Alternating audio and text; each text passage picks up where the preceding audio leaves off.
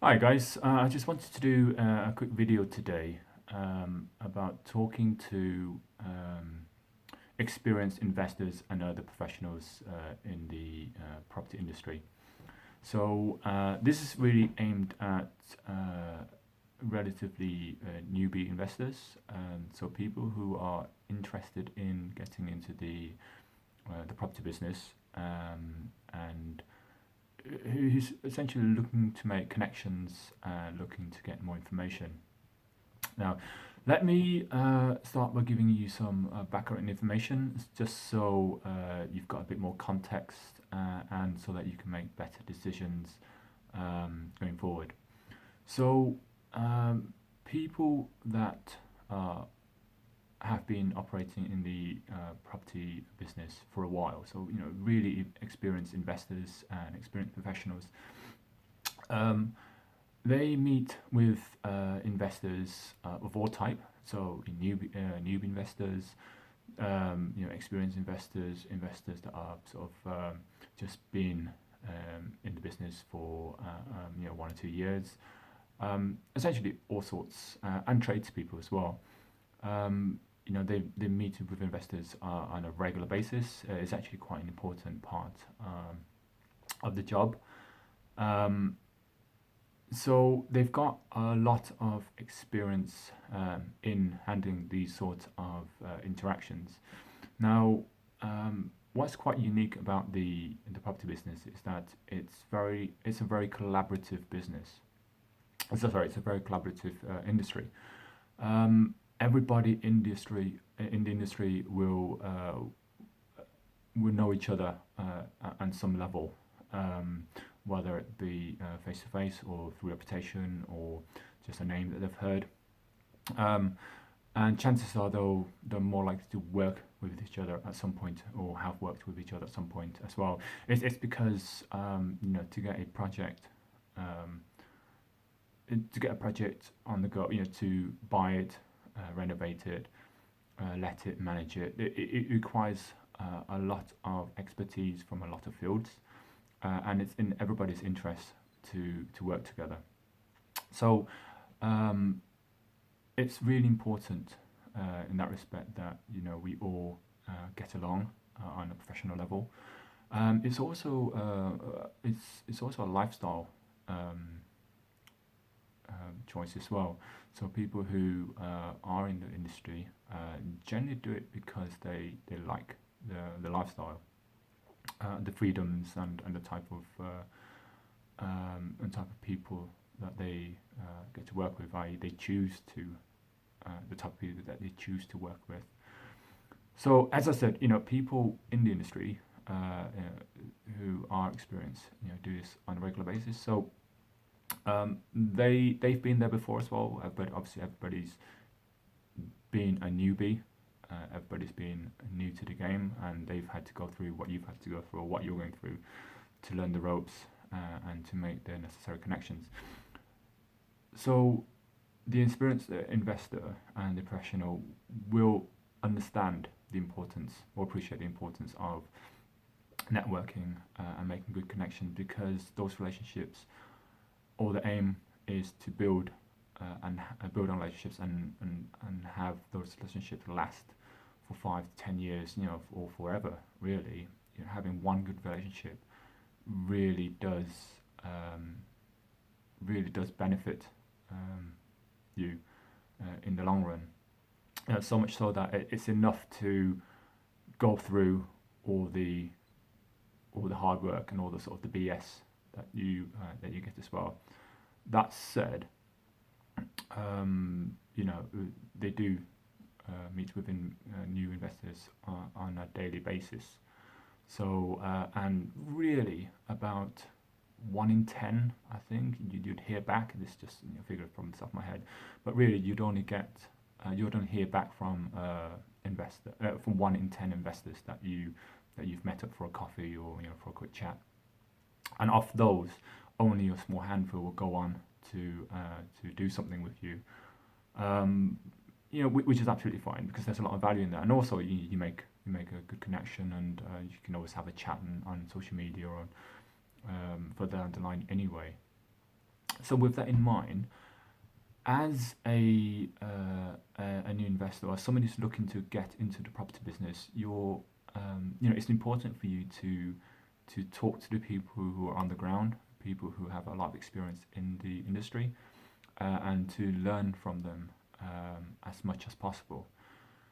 Now, with that, and obviously having face to face is very important because at the end of the day, in business you're dealing with another person, and so having that face to face interaction really helps. Sort of let each other know who they are. With that said, as a new or aspiring investor, you're effectively looking for or asking for free information. And this is information that has been obtained from the experienced investor and experienced professional through hard work, grit, and a lot of mistakes and failure. Some of the information, for example, is very sensitive as well. So you want to be talking to somebody who does a lot of lettings or does a lot of sales or has a lot of sales experience and knows which areas are popular and knows what the figures are. And they also invest themselves. You're effectively asking them to share with you their hard-earned secrets. Which is absolutely fine, but you do have to respect the fact that you're essentially nobody. They don't know you, you don't know them, and you're asking for them for the hard-earned work. Again, that's absolutely fine. So, with that in mind, what I'd like to say is when you approach an investor or an experienced investor or an experienced professional in the property industry, just be upfront to them. Tell them. Start with by telling them exactly where you are in your journey. Whether it's you've not bought your first HMO, or you've not bought a property yet, or you're looking to buy one, or you've been looking into the business for about 6 months, or you've got HMO already, or wherever it is that you are in your journey, make sure you let them know as soon as possible and what your goals are. The reason for this is that because advice in this area is very contextual.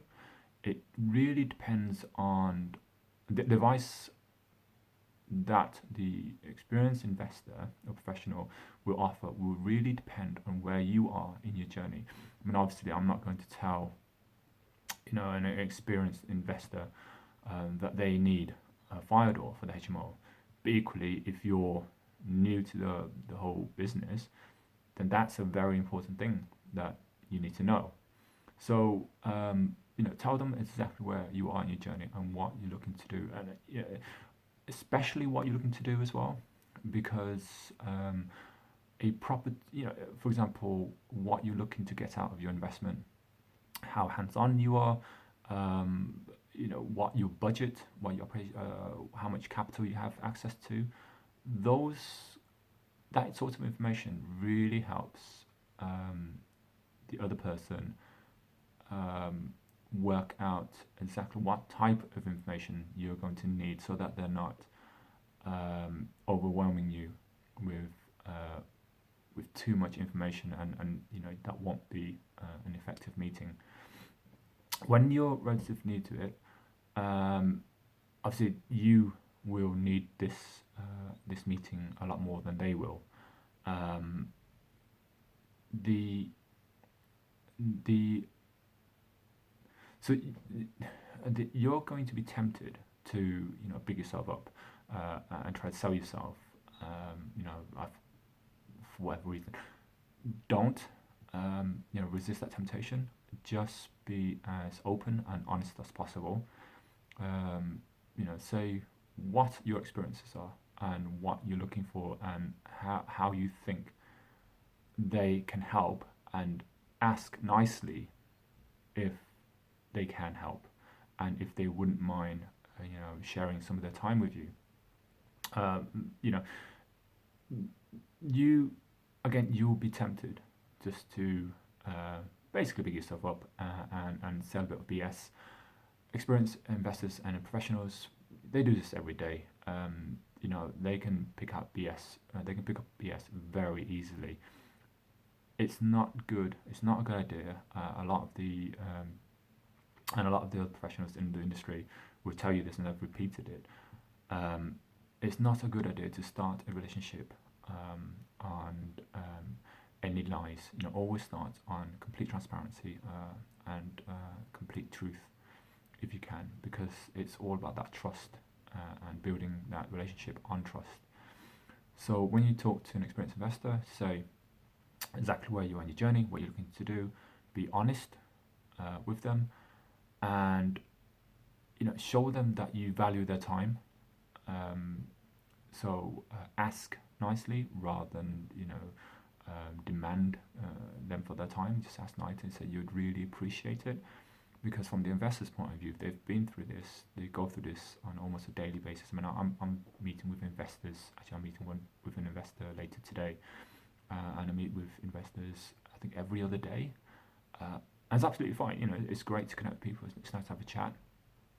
But I know, and other experienced investors know, that pretty much it's a very good chance that nothing will come of it other than you giving away a lot of free information and you you portioning off 3 hours of your day, which is half of your daytime day, half of your working day, to somebody who you don't know, who you probably will never hear from again. So, and these are busy people. So, and to do this on a regular basis isn't that much of a good use of time. So, as the newbie investor, you should try to see it from that perspective, from that angle. Show them that you really appreciate their time and their knowledge and expertise, and the fact that they're willing to meet you and have a coffee with you. When you do arrange to have a meeting, try to keep it within about an hour. Try to meet up somewhere that's convenient for the other person. Ideally with free parking. You'd be surprised how much these things add up. I mean, if you're driving through congestion areas and you're parking, and you are tying up 3 hours of your day. You've got half an hour to get there, half an hour back, factor in half an hour traffic each way, an hour meeting, essentially 3 hours. They could be doing, and they should be doing, probably many other things like site visits, viewings, appointments, all that sort of stuff. And instead, they're choosing to meet with you, knowing that most likely nothing will come of it. So when you meet them, obviously be punctual, keep them updated. If you're running late, let them know. If you can't make it, let them know. Try to meet somewhere that is that's easy for them to get to, and ideally with free parking. If you meet them, offer to buy them a drink or anything. Most likely they'll say no, but it's just a nice gesture, and it starts things off on the right foot. When you're there, make sure you've got a list of information so you know exactly what type of information you need. Have those things ready so that the experienced investor, the experienced professional, isn't just shooting in the dark. So make sure you're prepared. Make sure you have the information you require at hand, and then go for your list. But keep in mind that at the end of the day, you're making a connection with another person, and that's what's important. So, try to have good rapport with the other person, but don't try too hard. Don't just be authentic, be yourself, because if the other person does want to work with you, or if you do need to work with the other person, it's going to be important that you both get along and you're both on the same page. So again, have that list ready and talk to them. Try to resist the temptation of asking them where the hotspots are. Everybody wants to know where the hotspots are, and that's hard-earned information. It's also quite sensitive information. I mean, if I'm investing in an area which I think is is a bit of gold mine, or anybody investing now, which they think is a bit of gold mine, they don't want loads of competition in that area. Obviously I'll be happy to tell the people I'm meeting about it, and most likely other, they would too. But you shouldn't just, sit down and expect that information just like that, because it's a bit rude, to be honest. I think that's actually it, really. So, in a nutshell, just be yourself. No BS. Be the person that you'd want to work with, and show them that you're authentic. Because this forming relationship, a good, long-lasting relationship, is all about having that trust and that connection right from the start. Okay. So I'm actually about to go and view another investor. All right. Hope that's helpful. Take care. Bye.